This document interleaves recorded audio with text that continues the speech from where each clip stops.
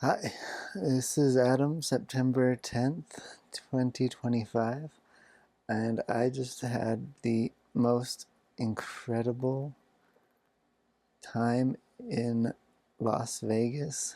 I thought I'd chat about it. So I went there with the goal of watching Oz at Sphere. I wanted to see the LED technology specifically and the audio technology as part of my curiosity about my brain injury, actually, because I hit my head, the back of my head, so hard when I was 6 years old that I saw a flash of white light and I hit my head back in 1997 before LCD and flat panel TVs were really even a thing. So my cerebellum, the little brain at the back of the head, is calibrated for those old CRT televisions. It's a lot easier for me to suspend disbelief when I'm watching a CRT, even though I don't own one anymore. They were quite amazing in how fast that little electron beam moved across the screen and refreshed the picture hundreds of thousands of times a second. And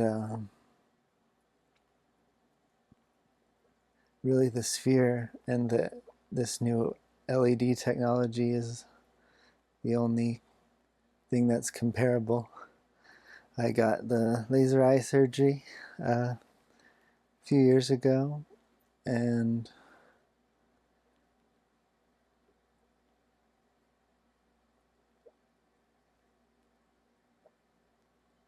now I can't remember if it was before or after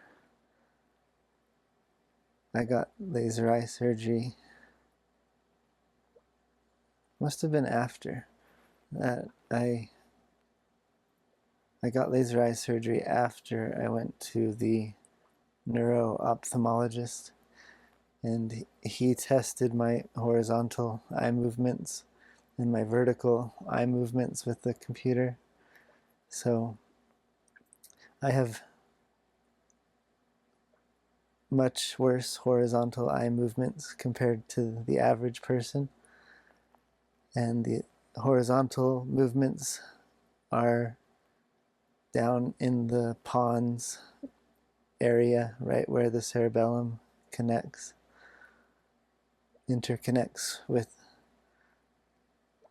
the spinal cord and the cerebrum. So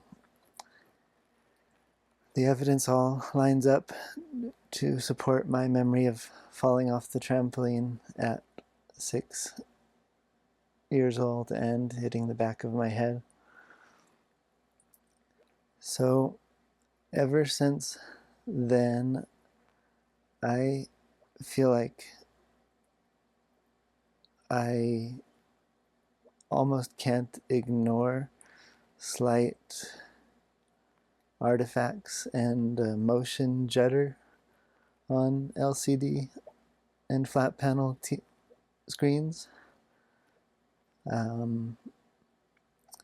And now that I've seen Oz at Sphere, I feel like I have a real basis for a comparison that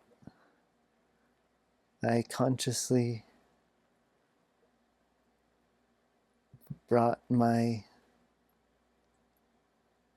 cerebellum and my brainstem system into like cooperation with this new paradigm and this technology that we use now, instead of the older technology that was highly limited in resolution and detail, but incredibly fast and accurate in the fundamental physics of an electron gun lighting up those phosphors on the screen. So it's definitely a subconscious difference, and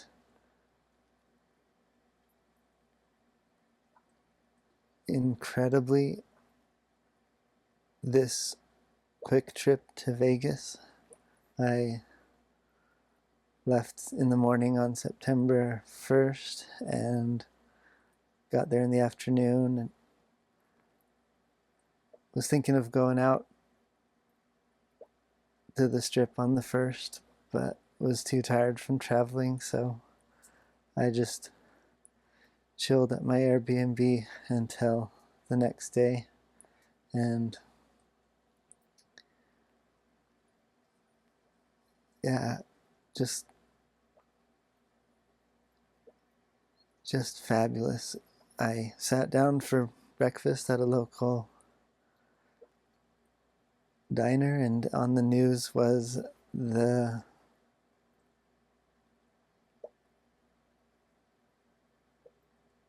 news of that it was the 80th anniversary of the end of World War II, September 2nd, 1945. And I had mapped out a few places, and there's just so much to see in Vegas that I wasn't sure what I would visit once I got there. And after seeing the news, I decided to go straight to the Atomic Testing Museum and just have a chill day, really walking around for the most part. And I saw a bunch of sights, and then after I got back was the most incredible thing. Was it seems like my trip just kept getting better, even though it was so short and it was already over. Like the next day I was telling my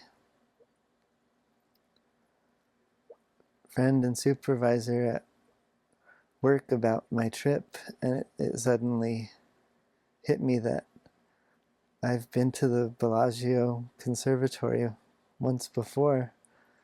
They had a sign back then. They have new signs now that say something slightly different, but the sign back then told about how Las Vegas means the meadows in Spanish.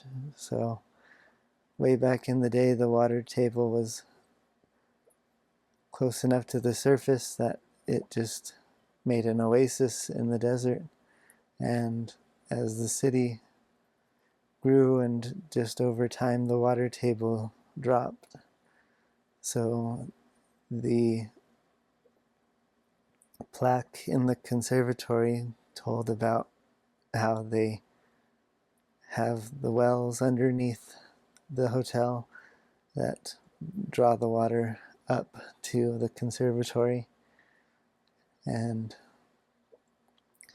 since I visited the Bellagio in 98 or 99, this brings a new perspective to my brain injury, which was certainly the goal with the Wizard of Oz, but I never expected any of the rest of the trip to overlap like this, the strip changes so fast, it seems,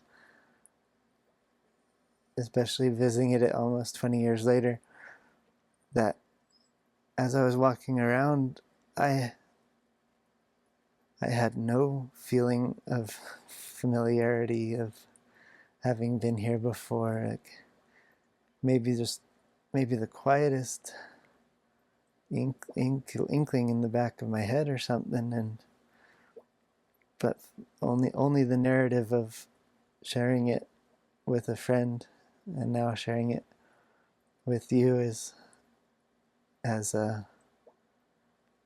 brought to light this strange fugue state that I was probably in at the time, because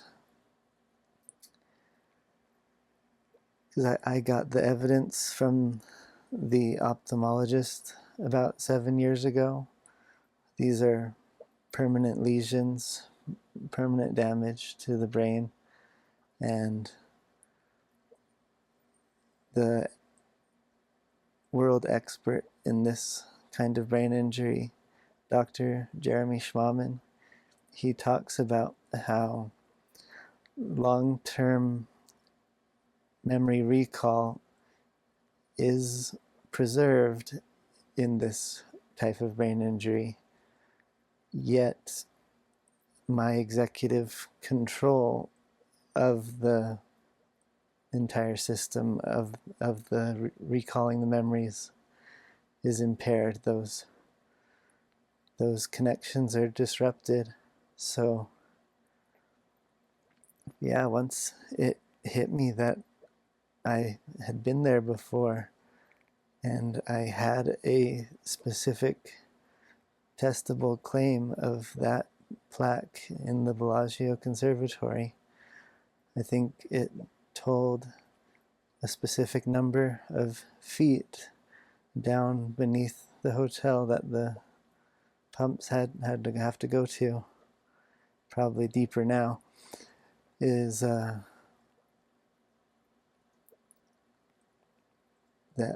this memory of going to the Strip when I was about 7, 8 years old, not too long after the brain injury was real, this memory. And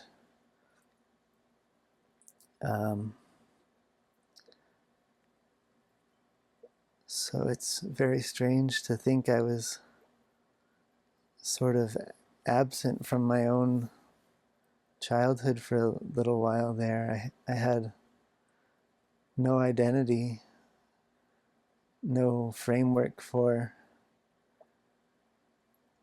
integrating memories and moving forward during that time, because I had such strange damage to my high level spinal cord area. I appeared normal from the outside as a 7-year-old, my parents at least weren't very involved in a specific narrative with me as an individual, because we belonged to a disturbing collectivist cult called the Church of Jesus Christ of Latter-day Saints. If you try to bring the objective fact that Joseph Smith suffered a infection as an 8 or 9-year-old child that was so severe that he started wasting away, if you try to bring that objective fact to the table, then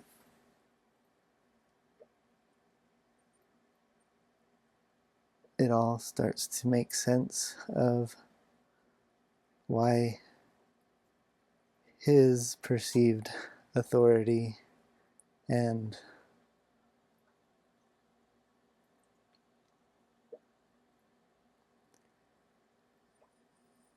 value brought to my parents' life would eclipse my personal experience so completely that my brain injury was completely overlooked.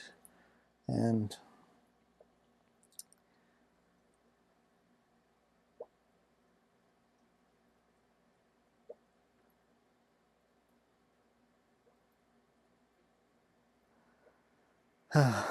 it's just been a lot. And walking around Las Vegas completely oblivious to this childhood situation, and then being able to process it once I got back is just fabulous. I don't know how else to describe my experience of being down there, because especially the first time, because Mormons are not supposed to gamble. They believe that it's, I don't know, just an unworthy pastime, too much of a chance to invite other sins. It might be specifically forbidden as well in the what they call the word of wisdom, and I can't quite remember the basis for gambling specifically, but anyway, my mother took me and at least one or two more of her children down there in a secret quick trip. She took us down there and she was showing us the sights, and but at the same time she was extremely secretive, and I knew something was going on, and that tension just completely, that tension and the suddenly finding myself in a new strange place was just way too much. She probably threw us in the van late at night and drove down there, letting us sleep the whole night, thinking we would be fine. We'd wake up and be amazed at this new place. And she wanted to just see some of the nice places like the new Bellagio, and we went to the Luxor back then as well. I went there this time as well, and yeah, same old trash can next to the Titanic now, and discovering King Tut's tomb. I don't know if Titanic was there back then, but yeah, I was about as tall as that trash can and back then, and didn't quite know what was happening. I believe I was in a fugue state, trying to figure out where we were and what was going on. And as much as the memory hit me in telling my friend about it, it also seems like some sort of fever dream of some images and places, like I remember the plaque and the strange fountain in the hotel lobby, but I couldn't connect it to being a larger place like a conservatory. I even had two dreams about a hotel lobby, and my mother received VHS recordings of the Las Vegas news through her social circles back then, and I found these advertisements and news stories on YouTube, and they align with my dream of the hotel lobby, and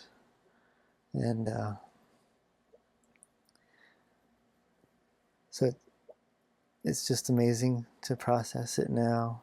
And I don't remember specifics of how the trip was going. I've got to wonder if I had some sort of meltdown or acting out, even because because my brain injury condition is most similar to autism, as far as my research has shown. So I might have had an autistic-like meltdown in the Bellagio or somewhere. I hope that's not the case, but I was a child, and a very confused child, so understandable. And so after she couldn't get us involved in her secret quick trip to Vegas,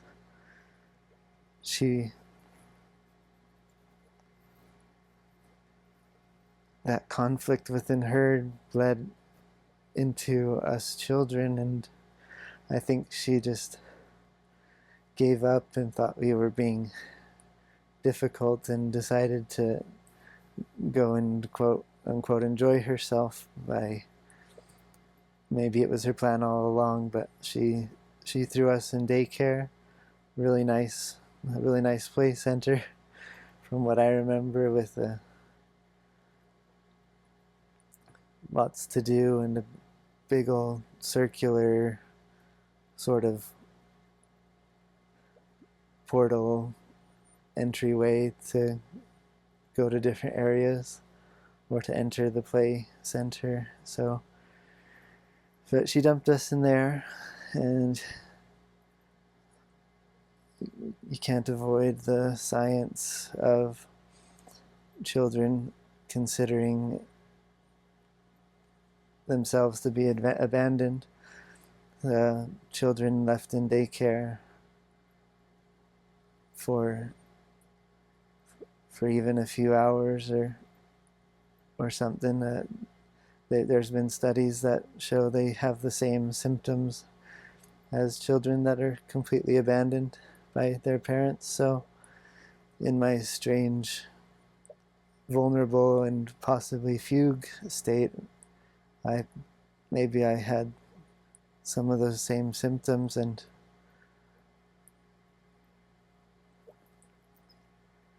it's just so strange to think back now about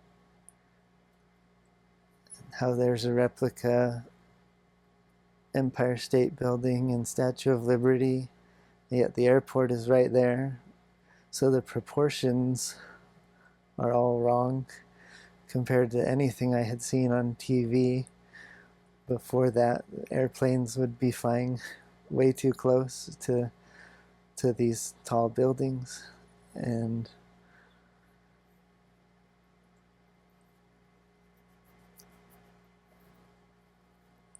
I don't know what to think about it. It's almost as strange as finding evidence of the satellite disruption right on the day on both days of the possible dates when I hit my head, of September 10th and September 11th, 1997.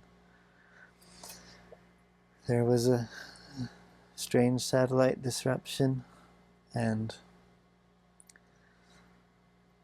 the advertisements for the Bellagio, the news stories, showed quick footage of the demolition of the building that was there before the Bellagio.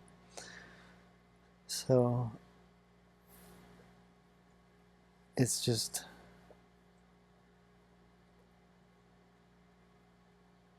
a fever dream type situation. I don't know how else to describe it. And but Dr. Jeremy Schmaman, he brings it all together with saying that in his experience, a patient consciously knowing that there is a difference in in their fundamental brain structures creates improvement just the same as if I had difficulty walking. I could walk a little slower or more carefully. I could consciously and deliberately do that. And it's the same for these subtle and strange cognitive effects and connections across these decades. As far as I can tell, it's just a strange collection of storylines and coincidences that the satellite disruption happened, and the advertisement for the Luxor as well talked about bats and moths being attracted to the light, and for some reason they cut over to some old movie of, I think, a moth monster knocking down buildings as well. It's just so bizarre. And now that I have like a conscious, deliberate identity, and I'm including this foundational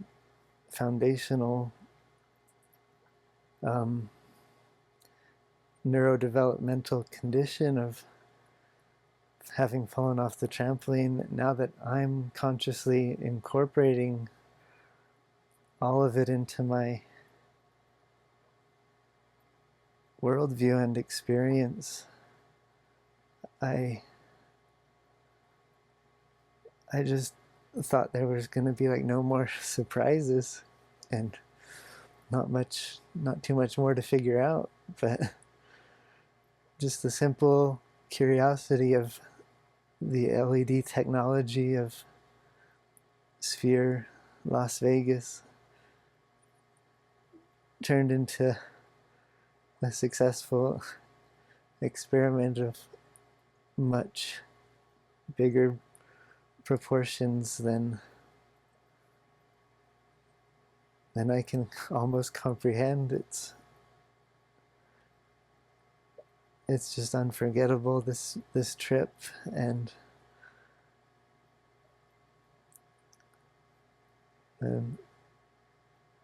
I hope other people can go and enjoy Oz at Sphere and all the sights and everything in Las Vegas. I like blackjack myself, and I will probably be back eventually. So just guess this strange brain damaged person signing out. And happy 80th anniversary of the end of World War II, everyone.